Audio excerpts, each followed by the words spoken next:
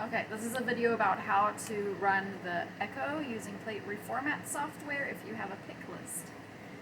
So you first want to open the Echo plate reformat software and connect to the instrument. Meanwhile, we've loaded the pick list onto the desktop, and it is a CSV file that includes the well, the source well and the destination well and the transfer volume in nanoliters.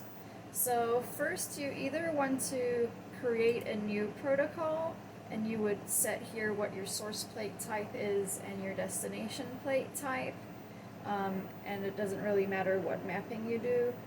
Or you can open an existing protocol. We have one here that's just a basic protocol that's going from a polypropylene source plate to a Corning destination plate, and it's for DMSO. And so that's the important parts. It doesn't matter what liquid you're transferring where, you just need a base protocol. And then you click on Run, the little blue triangle, and it asks you, do you want to run this protocol or do you actually want to run based on a pick list? So you click that and go Import, and we have put our pick list on the desktop. So you select your pick list, and it always is going to give this error, so don't be too concerned. What it's going to do is ask you which of the columns in your pick list correspond to which pieces of information that they require. And so you can go here and say, oh, okay, the volume in nanoliters, that's going to be where it finds the transfer volume, etc. Or when you're done doing that, you can save. This is called the column mappings.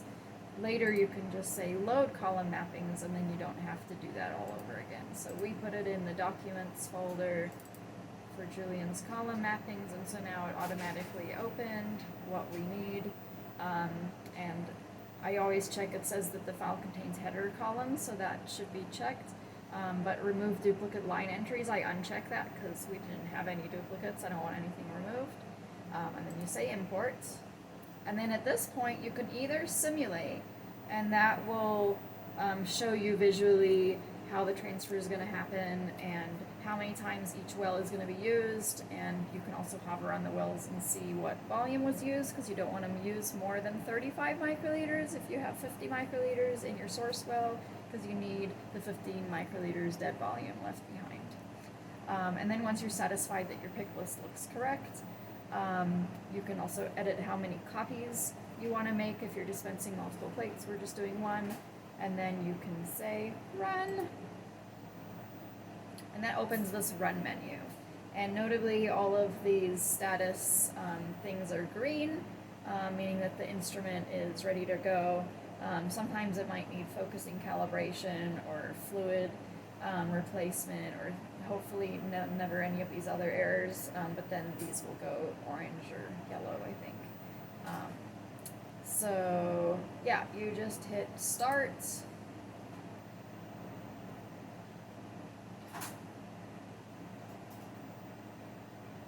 And then it prompts you to do the source plate, and then from here on it's the same as doing any other kind of Echo run, and there's a different YouTube video for all of that.